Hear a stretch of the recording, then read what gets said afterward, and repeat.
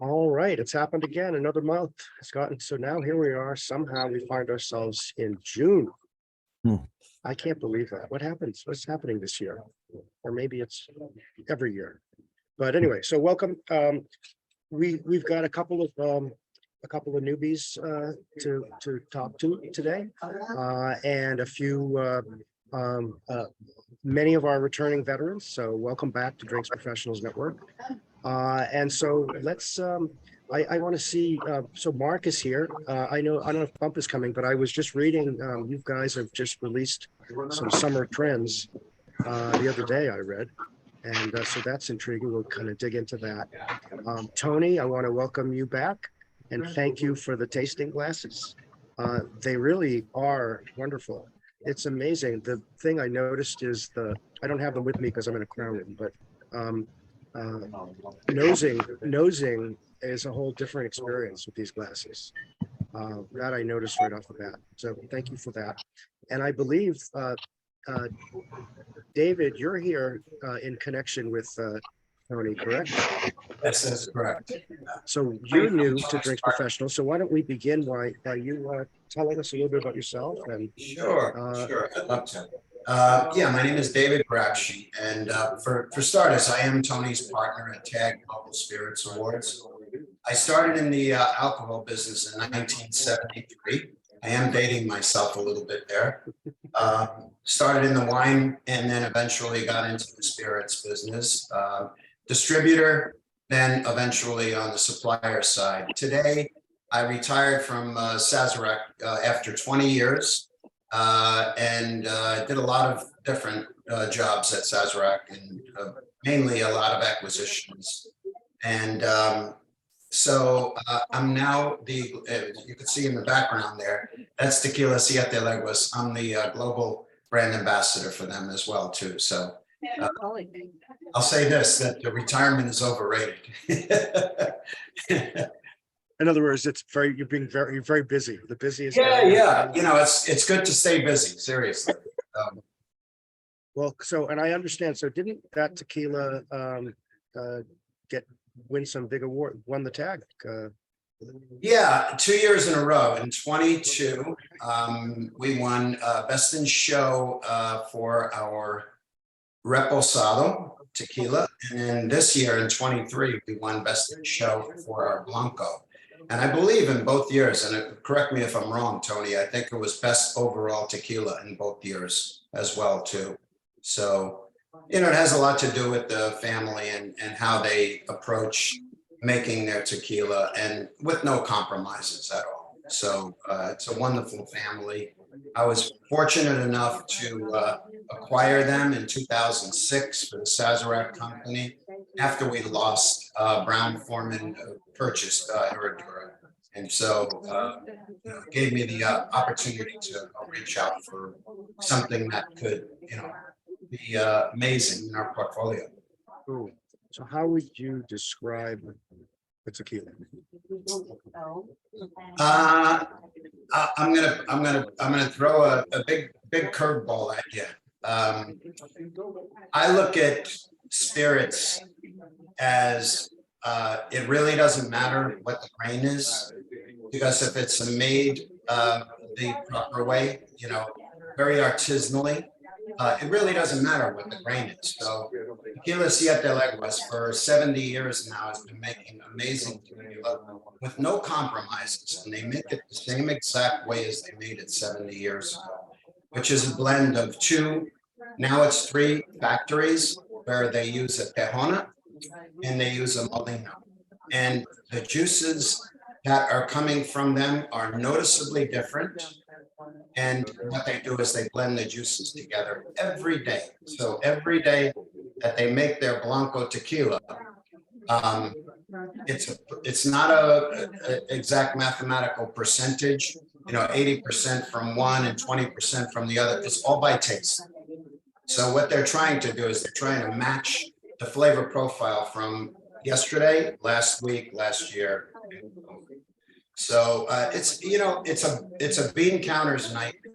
If this was, if this was owned by a big corporation, they would cease, you know, that operation in a heartbeat, and just crank out. So there's a lot of factors that go into making it. Just the agaves, for starters. The agaves have to meet a certain criteria before they even come into the factory. Okay. The one thing that we do that a lot of people don't do, and the reason they don't, I'm really getting out there, sort of giving you sort of geeky tequila information, is when you see some of the agaves that are cut, and they're cut very clean, meaning right to the heart of the piña. That's not actually very good. But the reason that a lot of factories like it that way, because it's less weight that they have to pay for. But in actuality, it was a little bit of the fibers, an inch or two on the fibers is good, because that's what creates the fatty acids. So, yeah. So how available is the brand? It's nationwide. We're in just about every state. We're not huge when it comes to supermarket distribution, but you can find us in every major city, in any bar that really kind of cares about really good quality. And our production is somewhat limited because of the process. Okay. And we're now, for years, we were only available in 2 countries, the United States and Mexico. Now we're branching out. I think we have about 2 or 3 countries in Europe, and possibly 1 in the Caribbean. And that's basically it. I mean, eventually we will ramp up. And as agaves become a little bit more available, that'll open up the market for us as well too. We have the capacity now to make more than we've made in the past. So that 3rd distillery, which that background there is the door to Tony was there. And I don't know, anybody else have been to Tequila Siete Leguas? You're all welcome. Just let me know if you're ever in Mexico and you want to come and visit. The place is amazing. It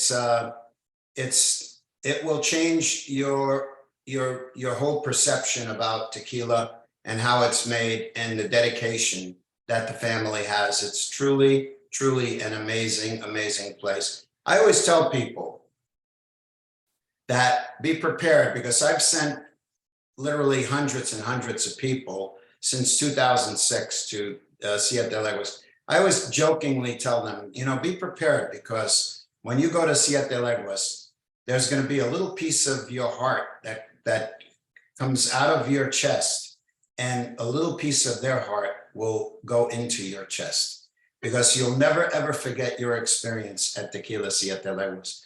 So getting back to the original, question, it's a world-class spirit. I don't even consider it I'm not going to compare it to other tequilas. I'm just going to say it's a world-class spirit, and it's been proven too.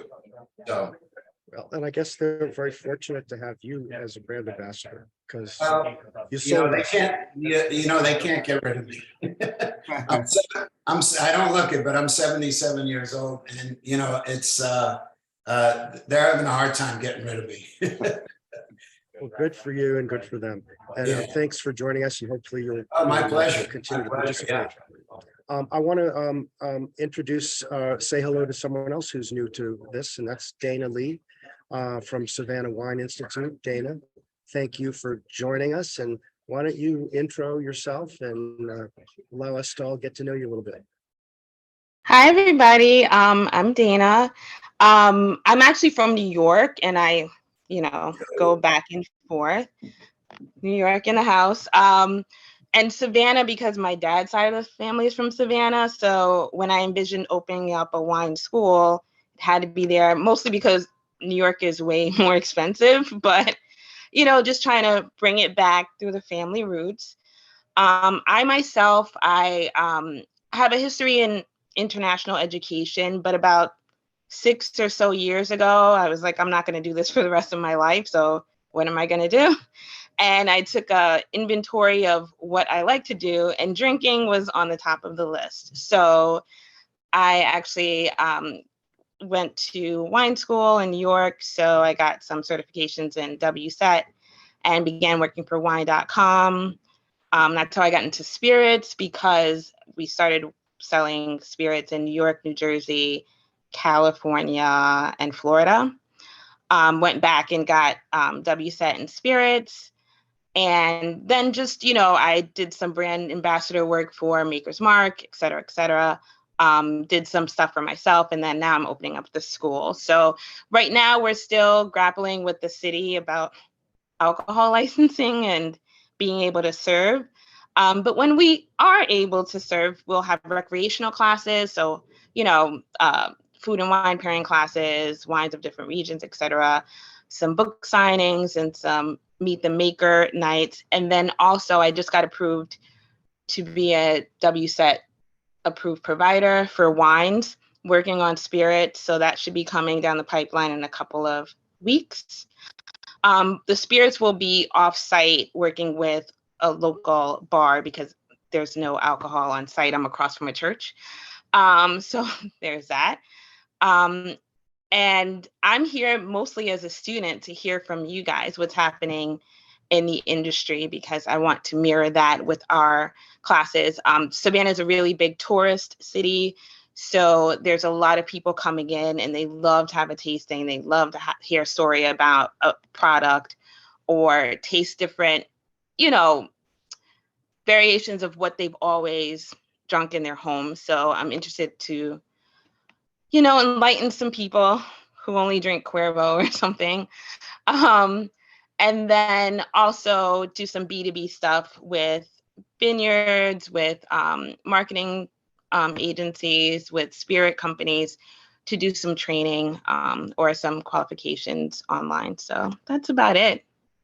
Well, you've landed in a very cool place, because I think Savannah, for anyone who hasn't been there ever or recently, I'm just amazed at how the balance of history with a lot of new stuff that's going in, especially There's a lot right of new stuff, especially along the river.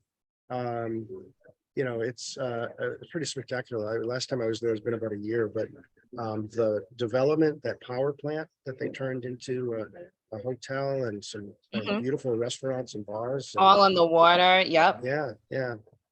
So I'm thank you for making us aware of what you've got going, and love to keep learning more. And I'm sure we've got people in this group who would love to brainstorm with you. Anyone have anything that they want to throw at Dana or ask about what she's got planned? Dana, I can definitely help you. I manage both Georgia and New York and several states in between and further. I'm a supplier. All my wines are Italian. But I'd love to talk. This isn't the forum, but send me your information. Well, I believe Stephanie did it, but we can talk offline and let me know how I can help you get started. I mean, my distributor down there is Empire. I don't know how you're running your wine tasting room or your venture, but I can help you in any way. Perfect. Thank you so much. Yeah, you're welcome. It's exciting stuff. And nerve-wracking, and I'm legitimately bankrupt, but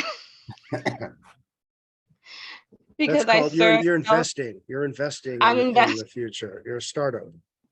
It's not bankrupt. Yeah. Bankrupt adjacent. Exactly. All right. So let me circle back now. First of all, hi, I see Amanda has rejoined us, and Dan, and Eric is still here. But I want to go to Mark a little bit. Mark, you want to give us a little update of what you guys are seeing?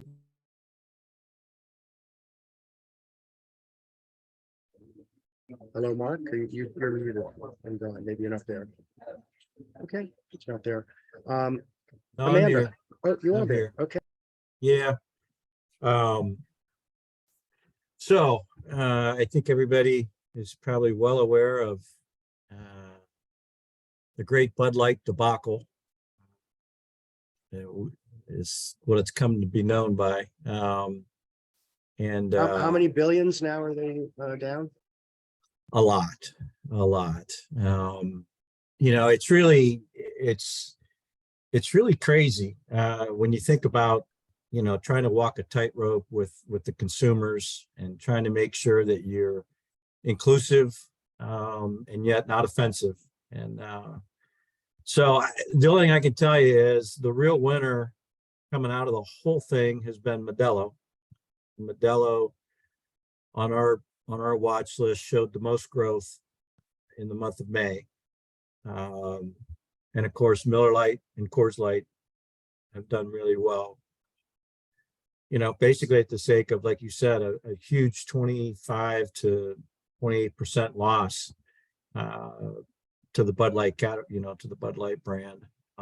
So we're also watching to see what it did to those other, you know, channels as far as RTDs and the seltzers. You know, did the whole beer industry take a little bit of a hit in some respect? And it did a little bit in May. A lot of those brands that had been showing nice growth slowed a little bit, and then of course we see, you know, the RTD category continues to grow, and the same with the seltzers. All of the seltzers are starting to settle down where you've got the top five really leading the category. So it'll be interesting to see. You know, we're at the start of the summer selling season. We're talking to a lot of consumers that are talking about trending away from heavier craft beers. And this is obviously the summertime is when they do that. So it'll be interesting to see who comes out with, you know, lagers, who comes out with Mexican lagers, who develops lighter, lower alcohol brands to meet those needs in the summertime. So we'll see what the impact of the Bud Light debacle continues to do to the industry. And I think overall, you know, it's still healthy, still growing, but not at the rate it was, obviously.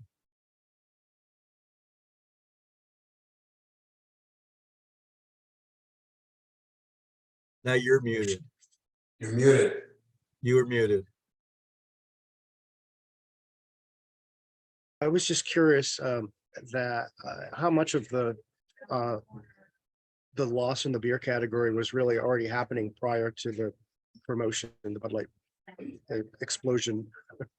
You know, that's kind of tough to get your arms around. We've got a chart that does show that it was leveling out, and I think the thing there was Michelob Ultra was picking up a lot of that Bud Light business.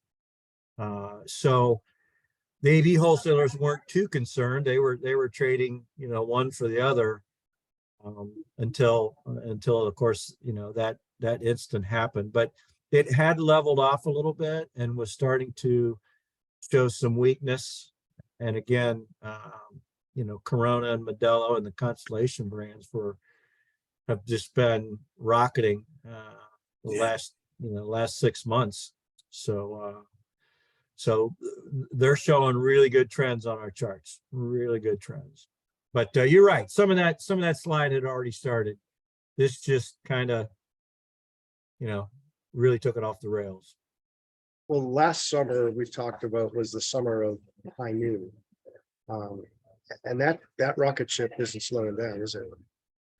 No, not at all. It is as far as growth brands, it still remains one of the top. Yep. So which brands are coming up? You mentioned that there were like 5. You're gonna make me go to one of my charts here. Not Let the me chart. see if I can get a chart. Let's see. Spirit. So High Noon, Tito's Vodka showing a nice increase. High Noon, which we talked about, Woodford Reserve in the spirits category. Bullet Bourbon in the spirits category. New spirits brands, Buchanan's Pineapple, White Claw, assorted vodka, Jack Daniels, Sunny D is now in the category. They're within the top 6. So yeah, Wait, a lot of is Sunny D, are we talking about a hard beverage or just the Orange regular? juice and, yeah, no, that's their seltzer. That's their seltzer. I should have clarified that. That's their seltzer. And Tito's is not an RTD. Tito's is just the Tito's brand you mentioned. Yeah, yeah. And is it more so than it had been growing previously? Well, that's and that's what we're seeing, even in the spirits category alone, is growth there that's sort of trending over into the RTD category. All right, Okay. well, that's interesting. So it seems like there's not necessarily, this is so far not the season of something new taking over like it did last year. Not yet. Not yet. I mean, we just got past Memorial Day, so not that we're seeing just yet. Mark, where do you pull your data? Nielsen. Oh, okay. All right. But like you said, the high noons, the cut waters, those were all showing really nice growth. All right, thank you for that. Let's say hello to Amanda Reed. It's been a while since she's joined us. So tell us what's new in the world of Amanda. Chaos, but I think that's just what it is for all of us, right? That's just the way it goes. So a couple things to piggyback on there that's kind of interesting. So I own both a marketing agency and a liquor brokerage. The marketing agency obviously provides marketing, digital, text, social media marketing, primarily for local and alcohol beverage brands. And then we started the brokerage to be able to help people get into Montana and increase their sales and marketing here. But the Bud Light debacle, if we gave us a lot of talking points in how to craft a marketing message and strategy that should keep in mind and not alienate your base, right? Like, yeah, you have to walk the line of being accepting and things like that, but you also need to remember who's buying your products and craft that message appropriately. So we definitely got a lot of questions about that and what do we do, and all those sorts of things. And ironically, with Montana being the first state banning TikTok, which won't really happen, but we did it anyway, it's increasing that, like, the brands we work with and things like that, like how do we continue to reach our audience in a way that's effective. So that has been good. And the other thing on the side of it, and we finally just got sun here in Montana about 3 or 4 weeks ago. So we've really started the beginning of our travel season. And one thing that's really interesting is all of my state liquor stores are kind of asking me, what options do we have instead of high noon? So they must be getting from their customers that maybe they want to see something new or something in addition. So I've had about 3 of my state stores say, hey, and luckily we do have some RTDs to offer them, but they're like, hey, let's do some displays. Let's do something different than high noon this year. So I know that they're still the leader in the category, but interestingly enough, from my stores, I'm getting feedback like, hey, can we do something different than this? Oh, that's interesting. So the boredom factor. Yeah. And I think it's because it's the beginning of summer. Everybody's wanting to be like, hey, you know, and the stores are super competitive. Here, we can't sell liquor in grocery stores and things like that. It has to be through the liquor stores. So they want to beat out one another. So sometimes they're like, hey, let's get something new in that we think people are going to want to buy instead. So, And I don't think it's necessarily just switch to something different. I don't know I've never managed the state of Montana, but when these brands take off, the quantities tend to go up, and there's some stores that don't want to buy 20 types of one flavor in order to be in business in their store. Yeah. So some of these smaller brands have other options with lower quantities where you could sell at a lower price or not have to make 100 case investment just to carry the product and be competitive with everybody else in town. yeah, there's definitely part of that too. They were telling me, but it sounded like their demand had gone down a little bit. One of my stores was like, last year we were ordering like you said, 50 cases at a time of it, and now they're less. So I don't think it's going anywhere, but I think and Montana, you know, used to be the biggest consumers of White Claw too, and then we switched to something else. So we're kind of a blip on the map. I know that we're not very big, don't have very many people, but it's interesting to hear their perspective on some of the different RTDs that they're looking for and want. Interesting. All right, I'm going to open it up. Anybody who wants to raise a hand, either to just ask a question or to throw something out for discussion to the group. Anyone? Any hands raised? Eric, Robin, Ethan Perkins is here. Hi, he's waving. Ethan, by the way, I've been hearing a little bit more about you guys, the Endless West, and it reminds me that I need to get an updated price list. Sure. No problem. I'll send it over. So do you want to remind everybody what you guys do? Sure. Am I muted? No, you're good. Oh, okay. Cool. Hey, everyone. Hey, Michael. Glad to be back here. Taking a couple of month hiatus as we got our Detroit facility fully operational. But what we do essentially is providing solutions to large and small brand owners for liquid solutions. We make molecular wines and spirits. So David, you may fall off your chair a little bit, you know, because we also we play in the tequila realm. So, you know, where we specialize is just products that would otherwise take a long time to make or are resource intensive, both from cash and natural resources. We have alternative methods to bring high quality liquid to people. We bottle and can as well and sell it in bulk. And so we just moved from San Francisco. We outgrew that facility, and we are now fully operational in our Detroit facility. And we're making a lot of people happy in terms of high quality, low cost, consistent supply of bulk liquids across multiple categories. So exciting times over here. I have a question. Who do you sell your bulk, like, let's say tequila to? Yeah, it goes to, I mean, a lot of our product goes to other, you know, aggregators like an ultra pure or a bulk spirits. And so we're not actually sure where it ultimately ends up.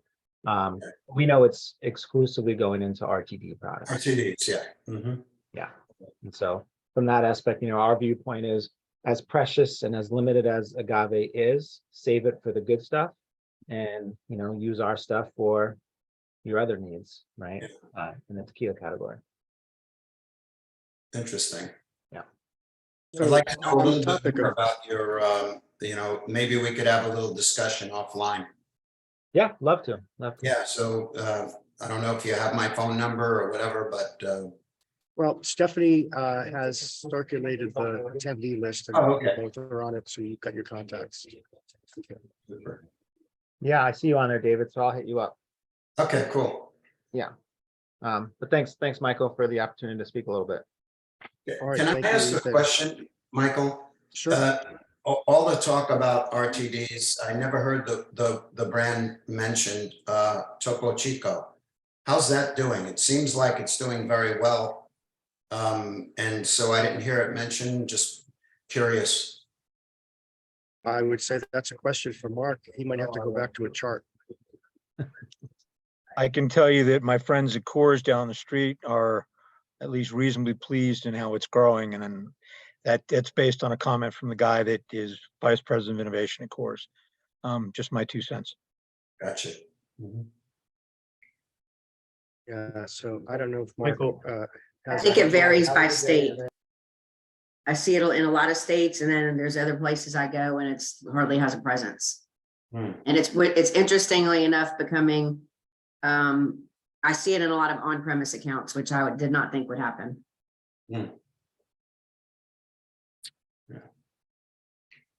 So, Michael, I'm trying Yeah, to follow. yes, hi, Dan. Hey, I don't know if this raise hand function works here, but I'll just jump in. I've got a new company I'm working with called Rebecca Creek Distillery in Texas. And on my last call with them, I was trying to get him onto this call. I think I might have introduced you to him, Michael. I was on our last call, just asking about how things are going, and we're going very well. But I think he's with RNDC, and their renewals coming up, or they're renegotiating their contract, and there's a July deadline, but the contract runs up in January, and he seemed unhappy with the relationship there. So part of the reason I wanted him to come here is to get some ideas of who else might be able to, who he could reach out to. And I have no idea, so I was wondering if anybody would. They're a distiller down in Texas. They've got a nice footprint, nice family company, been around for a while. Happy to make an introduction. You know, I remember you did connect me with them, and it's on me to do another follow-up. Because I don't remember, are they just in Texas right now? I think they're distributing outside of Texas, but they're physically, they're. That's what I meant. So, yeah, okay. Yeah, I mean, I'll be happy to reach out to them as well. What do you do with them? And feel free to invite them, you know. Oh, there was another question? I was gonna ask Dan, what's your world? What do you do with them? Oh, my world's the most boring one on this call. I'm the insurance guy.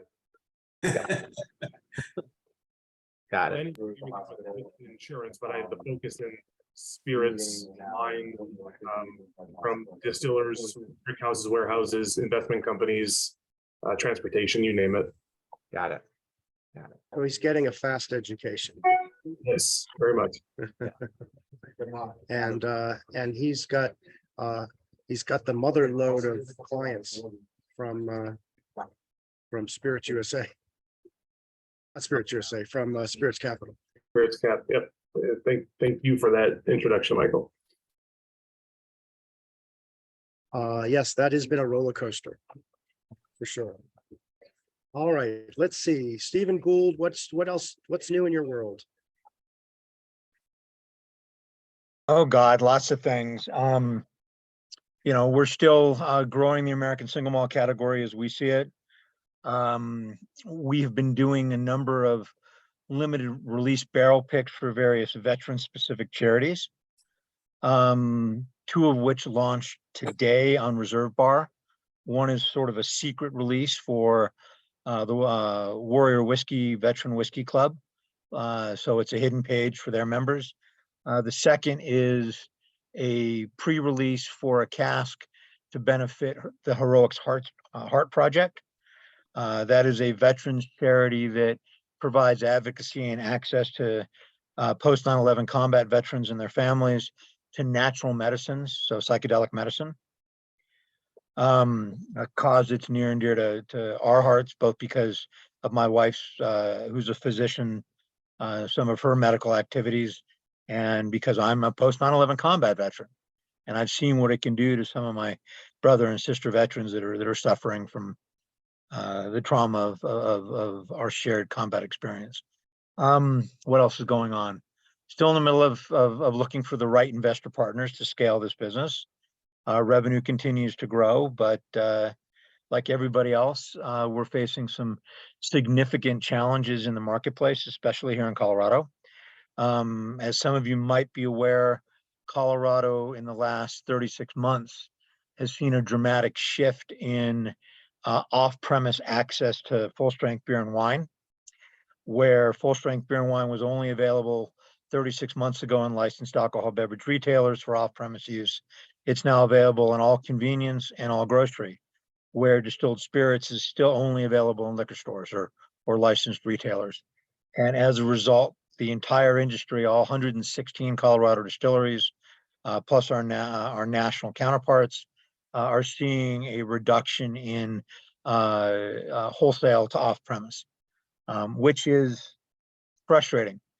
I'm sitting on the governor of Colorado's liquor advisory group, and it's like myself and one guy from Pernod Ricard in a room with 40 people that want to see us go out of business. And of course, Pernod Ricard, God love them, has decided that we're the enemy and undermines everything that the Colorado distillers is trying to do. And their national folks won't even talk to us about it, which is ridiculous. So I've got 116 distilleries that I represent here in Colorado that are all incredibly frustrated. And a number of, we will lose, I predict, somewhere between 20 and 50% of Colorado's distilleries in the next 4 to 5 years because of it. Because they're small family-owned businesses, small local brands, they just can't compete with, you know, a bottle of wine or a case of beer at the local gas station. So that's what's going on with me. Well, that's a lot. Stephen, I just recently saw, believe it or not, it was a New York publication, but so they passed the wine and grocery there. But now there's there's always controversy. That's still up again for talk in New York, but what's the real issue that's there? It's only in certain places or like? So we had big grocery and convenience, brought in the big bucks, and 2 years ago got a law passed that phased out 3.2 beer in grocery, and got full strength beer in pretty much all convenience and all grocery unless it's within 1,500 feet of a school. And that was the first big domino to fall. The second big domino to fall was a ballot issue that passed by less than 0.5% this last year, heavily backed by Kroger and Walmart, bringing wine alongside beer into grocery and convenience. And so now pretty much the consumer can go to any street corner and find a wide selection of full strength beer and wine, and yet can only find distilled spirits in our retailers. Now, many of our retailers are in strip malls adjacent to grocery stores, and 70% of their sales historically have been beer or wine. And so now people are not buying the beer and wine for the most part in the smaller retailers. They're going to the grocery instead because it's just easier. The big retailers are, of course, are doubling down, looking to expand. There's other issues with a historically controlled marketplace here in Colorado, where up until 2017, you were only allowed to have one license per license holder. That is slowly changing with a 20-year phase-in. But we're seeing huge attrition, especially with the smaller players and the licensed retailers. We're seeing the bigger retailers expand as they can and get additional locations, increasing their wine offerings and their high-end wine offerings. But there's only so much shelf space. And, so local spirits, which traditionally have been loved by their local liquor stores, are losing shelf space even in the licensed retailers as well. And since I'm the guy that advocates for all the distillers in Colorado, oftentimes I'm the lone voice in the wilderness arguing for spirits. So it's interesting. Well, it's distressing in the sense that Colorado really has the spirits, craft spirits have been put on the map. We went from 6 years ago being the second largest distilling community by number of licenses in the United States to, I don't believe we're top 10 now. And I would say in the next 12 months, we will probably lose between 5 and 15% of our licenses. And nobody sees the economic toll that that's going to take. No, you have big grocery pushing and convenience pushing for what they're doing. And I'll tell you a little story about that in a second. It's national and you probably all should hear. And then you have your on-premise retailers coming after our tasting rooms very aggressively, to the point where they're misrepresenting facts.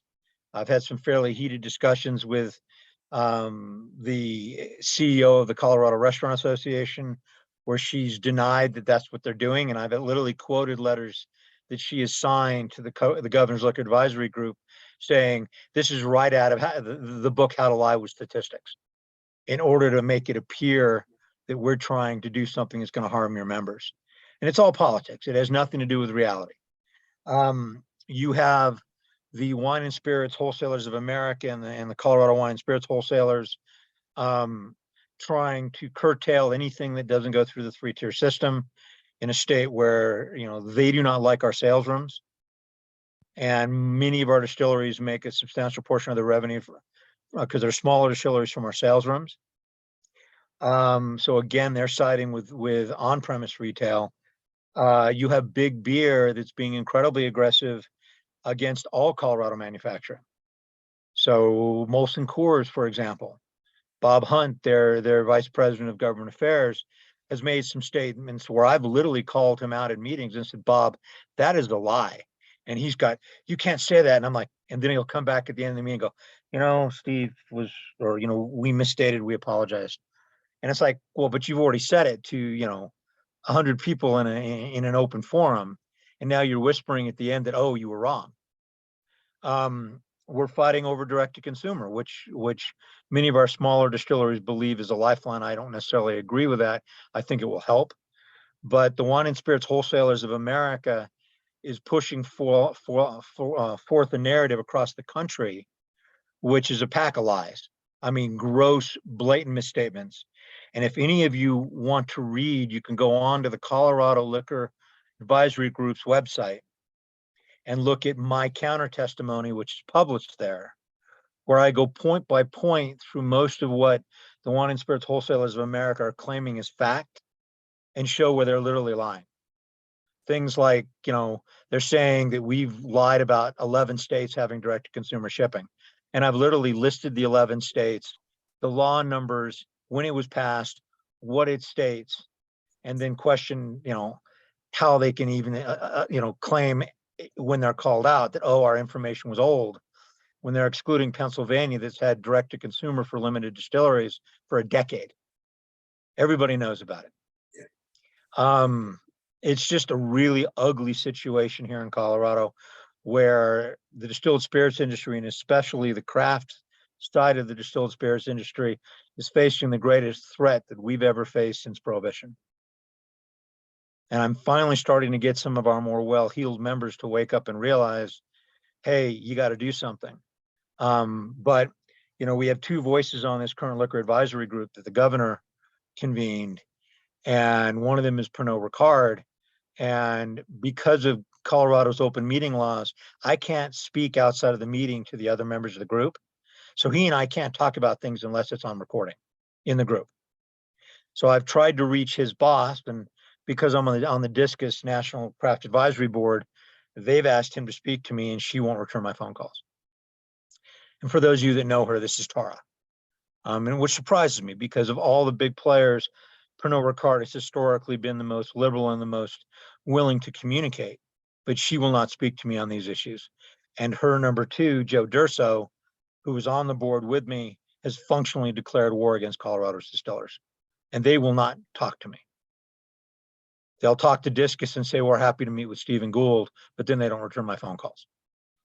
So I don't know what's really going on there, but because we should be aligned on everything, and the things that they've fought against really don't, Pernod Ricard doesn't seem to have any skin in the game. So I don't really understand what's the underlying reason why Pernod has publicly and aggressively turned against Colorado's distillers in this forum, but it's making a bad situation far worse. Well, it sounds like you're at war. Well, and let me tell you one little story that is all good for all of you to keep in the back of your minds. So what most of you don't know is I used to be an executive at Ford Motor Company. And once upon a time, Ford did a large program with a group called Caliber Logistics, which was bought out by FedEx. And the CIO of FedEx at the time and I got to know each other pretty well. He subsequently became the CIO and one of the 5 leadership committee members at Kroger. And in 2016, when there was a big shakeup here in Colorado to try and get, again, beer and wine and grocery. And I happened to run into him after years of not seeing him and had a really great conversation followed by a couple more where this individual who's now retired gave me Kroger's view of alcohol in the world. Now, Kroger is the #2 grocery retailer on the planet. And their view of the world was wine and beer and grocery in every state in the union. And then 10 to 15 years later, once the dust had settled, bring in spirits into each state. Their logic being that ardent spirits, what most of us make, are sin products in the eyes of many. And so they didn't want to fight the sin battle. They wanted to bring wine and beer and cider into grocery. And cider is considered wine under the law in most states anyway, and certainly at the federal level. And then moving forward, bring in spirits. And here we are in 2023, and the 2022 ballot issue that passed by, I think it was 0.46%, is doing exactly that. That is the strategy that was explained to me by a member of Kroger's leadership group, which is a committee of 5, that they will do in every state in the union. So in the states that do not currently have wine and beer and grocery, Kroger and Walmart will push that in the manner they've done here, and they will fight tooth and nail against spirits because they believe it wins the more conservative teetotaling or less ardent spirit folks on their side. So just something to keep in mind down the road. Interesting. And of course, isn't Kroger in the midst of a merger that's going to make it the #1? Yeah. That's what I hear. I'm not sure it matters for the purposes of this discussion, whether they're #1 or #2. Mhm. They spent millions and millions and millions of dollars here in Colorado, and their pockets are far deeper than Discus. They're sure as hell far deeper than the Colorado Distillers Guild or ACSA and ADI combined. And Colorado is not a major market as far as consumers.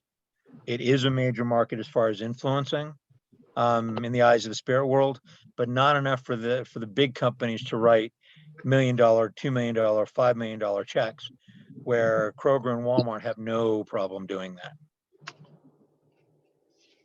Well, speaking of writing big checks, how's Black Mama doing?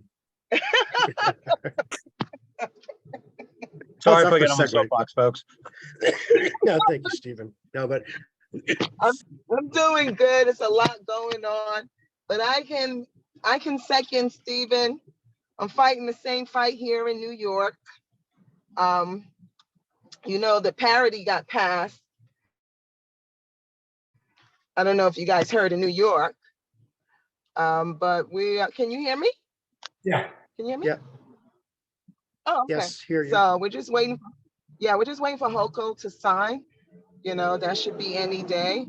But we're fighting the same thing, especially now with the we have something called the Merchant Association. Like the Merchant Association is like 3,000 merchants. They're fighting against DTC, and they're also fighting with Amazon. Amazon applied for a liquor license in the state of New York to work with DTC.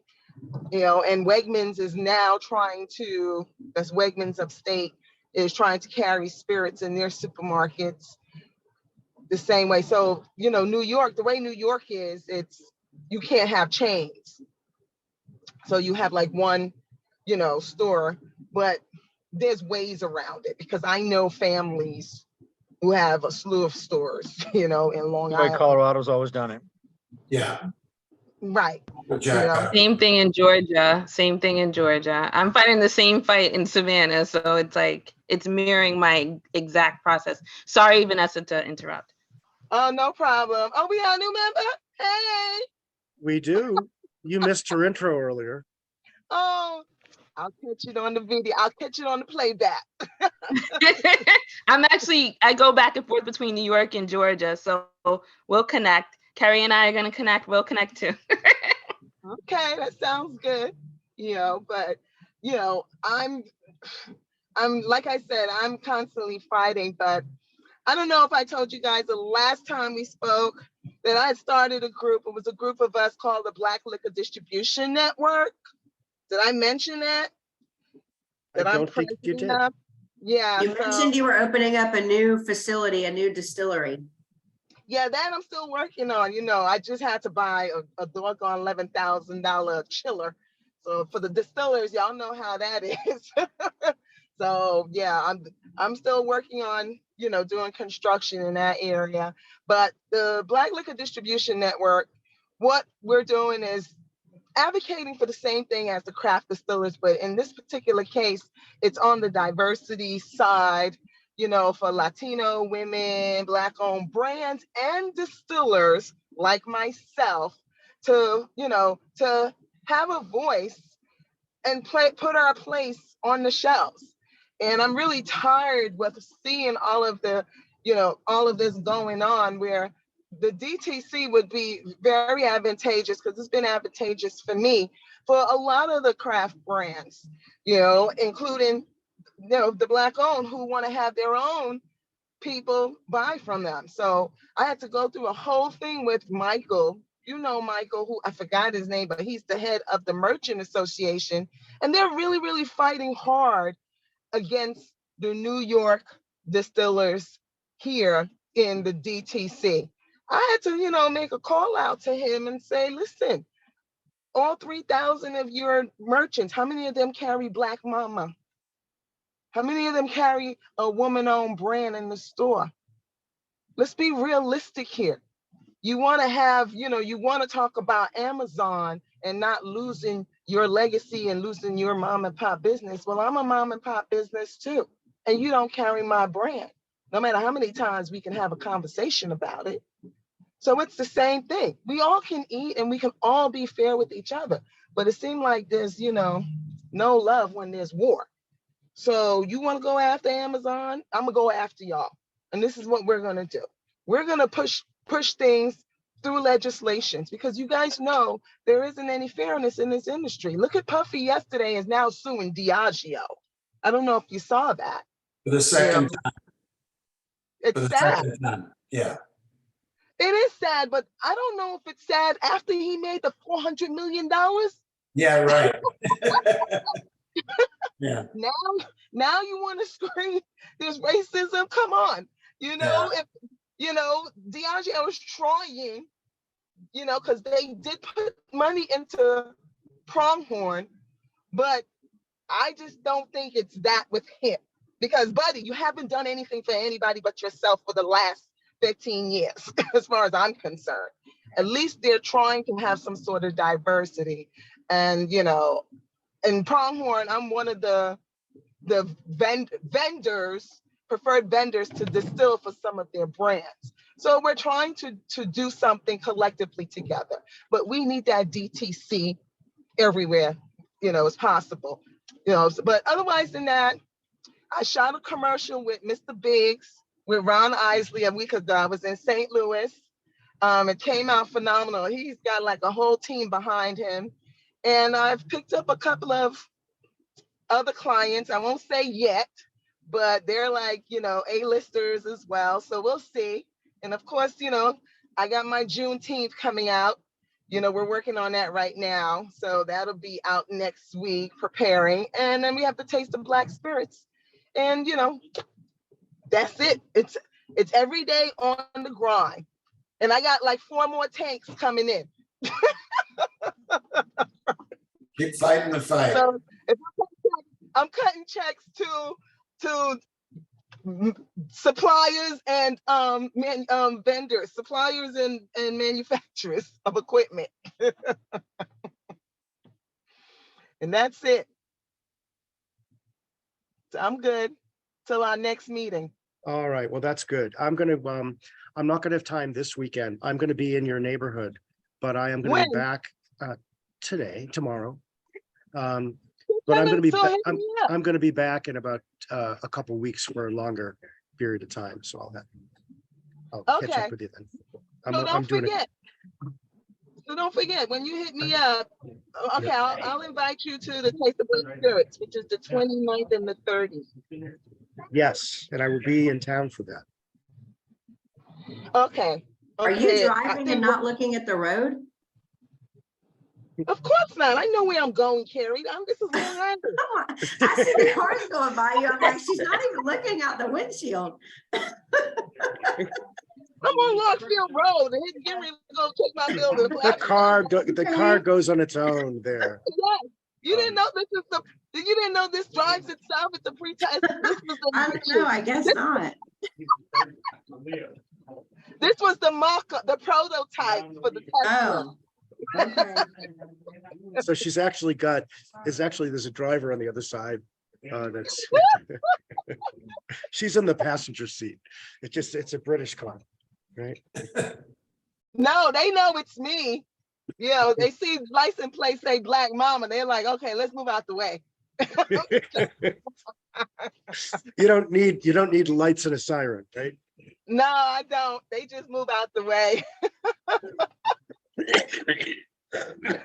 Michael Clancy, can you top Hi, that? folks. Hard to, very hard to. So yeah, no, just saying a quick hello from here from sunny Ireland. So yeah, it's beautiful weather here. Bank holiday weekend here, so long weekend, no work on Monday here. So enjoying. Normally there's a big festival on here this weekend, garden festival. It's like Thursday, Friday, Saturday, Sunday, Monday, and we've exhibited at it every year for the last, well, we obviously didn't do it during COVID, but we did it the year before COVID and we did it last year. We're not doing it this year, which is brilliant because it's just one of those things that just soaks resources and it just messes up your whole weekend. So I'm actually looking forward to relaxing a little bit this weekend instead for a change. Yeah, we've had a busy month since I was speaking to you last.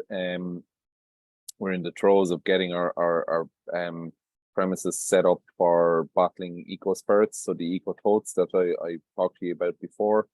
We also have a number of new releases of stuff coming out. We have a 21-year-old whiskey coming out, which we've just put up on pre-order, and it's about a third of it is sold out already. Now it's a limited edition. There'll only be about 140 bottles, but it literally went up the evening before last, and it's selling out. So that's good. Since I've spoken to you last, we had Whiskey Live here, which was busy weekend, great reception to our stuff. And I also spent 4 days in Edinburgh, so for the World Distilled Spirits Conference, which again, very interesting on the technical side of spirits production, but also a huge amount of stuff around sustainability and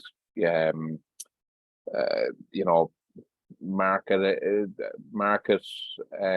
or communications around sustainability and communications around kind of what you're doing in that field, and some interesting things in the pipeline there. So yeah, always a good conference to attend. A lot of US folks at it, but people from China, Japan, Mexico, Brazil, all over Europe, you name it. Great conference, about 600 people at it. So excellent conference. Well worth attending if any of you are on the kind of production side. It's really interesting. So it's only every 3 years and it's always held in Scotland. So anyway, that's about it. I'm not nothing else earth shattering to add, but yeah, good to see you all, and yeah, we'll see you again next month, I'm sure. Well, thank you, Michael. And by the way, and thanks again for the Echo packaging hookup last. That was I think that was very interesting. And just very good. Yeah. Discussion. Yeah, and I just see those guys have. I just saw something. Those guys have a bottling plant just announced this week in California. California, I think, for that frugal packaging. Isn't that the one that said he was working on? Yeah. So I think that And- like they come out with a press release on it this week. I saw something on it. So yeah, it's live, it's active. So Yes, sir. It's way the future. sustainable. That's good. Completely, yeah. All right, Eric, Oh, lovely. what's new? Nothing too much from my end in Connecticut, but if was it Montana or Wyoming or anyone else wants some great canned cocktails, I make some really good ones. I do a vodka mint lemonade, an iced tea lemonade, and a bee's knees gin lemon honey, which is killer. I could send some out your way. Those are good. I've had a good couple of months now. I said I landed a pretty decent sized contract doing contract canning for one of my competitors in state. So again, that's helped our cash flow, which is nice, and kind of looking forward to the summer season. We cut prices on some of our clear products to kind of go after the big guys in the room, and we'll see how that turns out for us. But yeah, it's looking forward to a good summer. Do you mind if I call you? Because obviously you're already doing carbonation, and I hooking up a tank for carbonation, and do you do any pasteurization? Actually, mine are still. I do nitro dosing on mine. So, but I'm in Connecticut too, so I'm nearby. But yeah, holler at me anytime. I'm around for you.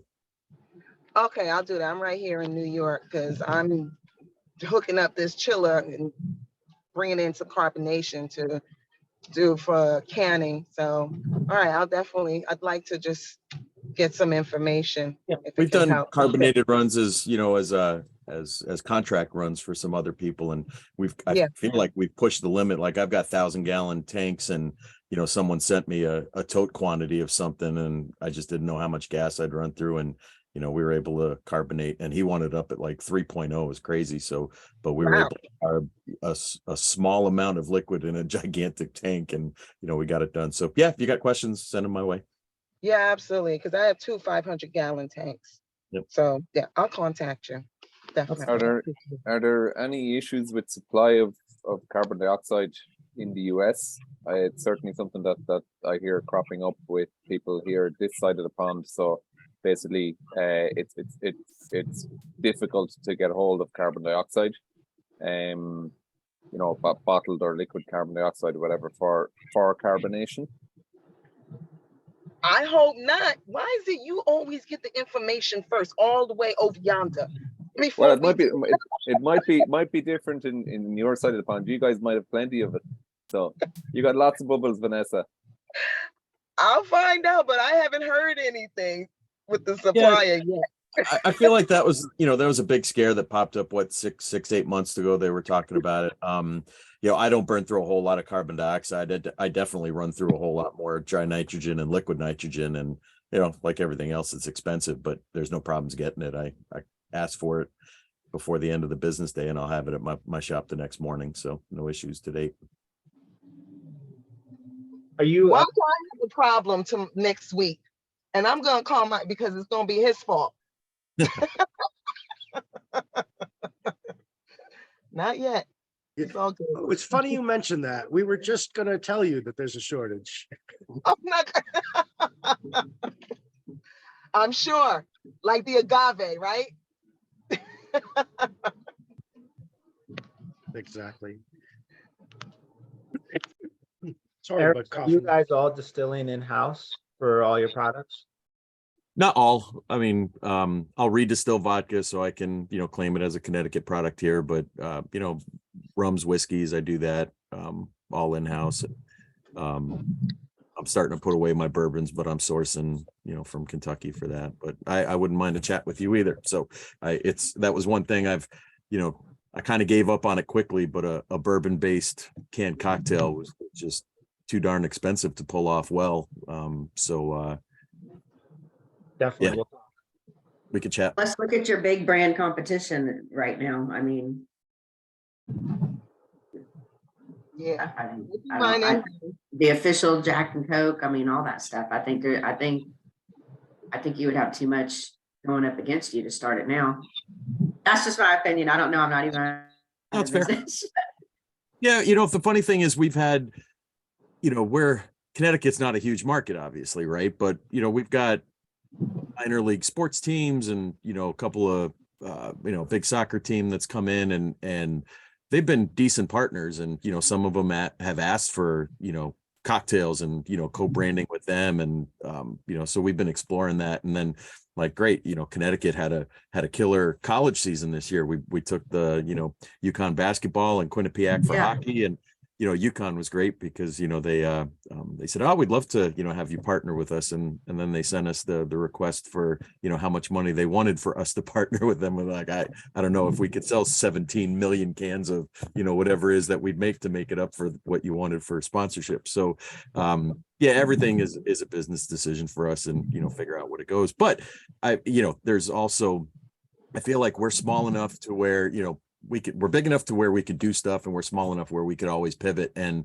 we've got a tasting room in the front, and it's, you know, I've got no issues with, you know, cranking out 100 gallons. But you don't know, you don't only sell in Connecticut, do you? Don't you have distribution in other places? All right, we were only selling in Connecticut. We've got a couple Oh, of okay. people Sorry, that I are wasn't aware looking. of that. Yeah, no worries. You know, that kind of handle the national stuff, and he's been shopping some of our stuff around the country with, you know, shipping tends to be an issue with the price points that we're at, but, you know, so we're working our way through that as well. Yeah. All right. Well, Vanessa, do you have something else? I don't know. I lost my train of thought while looking at traffic because Carrie got me. Because I could see you had something coming and then it went away. No, but I do my stuff, you know, my barrels, you know, I've had barrels sitting in Indiana at my rick house for the last 6 years. So I'm going to be releasing them the end of this year. Started bringing them in and, you know, and opening up because I got to do a couple of new fills. But I'm going to hit the ground like crazy. That's all I'm going to do. So I'll send you a taste. Oh, when you come, you'll taste some. If I, All right. if it's still there. Well, it should be. Oh, if it's still there. Yeah. Mine is going to be gone, sold out. Yeah, I got people that want to buy barrels. All right. So Eric, I got a question for you in terms of what's the price point that you need for bourbon to work in a Let me, I'll revisit my numbers. It's been a while. I can get back to you on that. Okay. Because we may have some options for you. Okay. And it is, you know, either Indiana or Kentucky. Yeah. And if the age doesn't matter. Oh, nice. Yeah, Cool. definitely. I mean, My yeah, brother was you're at the concert. at 7% in the can. There's just not Right. that much of it, right? I feel like you got to supplement with flavors anyway. So Yeah. Yes, sir. Yeah. Yeah, let me know what your numbers are and I'll see and tell you. I appreciate you. Eat 'em or beat 'em. Thank you, sir. All right. Bye. All right. Well, I'm going to say thank you to everybody. This has been a great session. Thanks for the new blood, Dana and David. Thank you guys for jumping in, and hopefully we'll see you guys again. And Brian, we did not even get a chance to chat with Brian. Brian, do you have something you want to throw out there before we wrap? Just that I'm hoping to see Mr. Clancy in Dublin, perhaps, because I'm heading across the pond on Tuesday. So I got to get you that date, and I will as soon as I get I'm not the master itinerary planner. My wife is, but it'd be awesome if we can connect over there. Brian, yeah, just drop me an email. I'll just put my email address in the chat here. Next week really busy, but and I'm out of town for a few days. But if we can make it work, let's do it. No problem at Sounds all. Just I have a busy week, but and I'm coming and going a bit. But we'll see what we can do. Drop me a mail with what your time of arrival is and stuff like that, and where you're staying, and yeah, we'll see what we can do. Okay, sounds good. Are you going to Imbibe? No, I'm not. I had hoped to, but I won't be now because we'll be commissioning our Eco Spirits plant that week. But my colleague Max will be there. So tell him to come by and say hello, and I'll be in Dublin the following week for meetings with the boys down in Kildare. So maybe I can stop by. Yeah, no, well, that's it. Yeah, sure, look again, drop me a mail with your flight details, Stephen, and we'll try and hook up. Beautiful. Yep, super, great stuff. And the connections keep rolling. Yeah, Take super. care. Excellent. Thanks, guys. I'm going to All shoot right, off thank here you now. all. Thanks, All right, all. see you. Cheers. So Bye-bye. next time we're talking, Bye-bye. Stephanie, what's our date next time? Is it July July 7th. 7th? Right. Um, All right. I will not be there, Stephanie, but send me an invite anyway. That's the day that I'll be in Kildare. Okay, got it. Yep, we will get all of that out and the recording and everybody's updated contact information this afternoon. All right. Thank you. Everyone have a great weekend. Absolutely. Michael, Thanks, have a great everyone. holiday weekend. Be well. Yeah, Cheers. cheers, guys. All right, bye. Good one.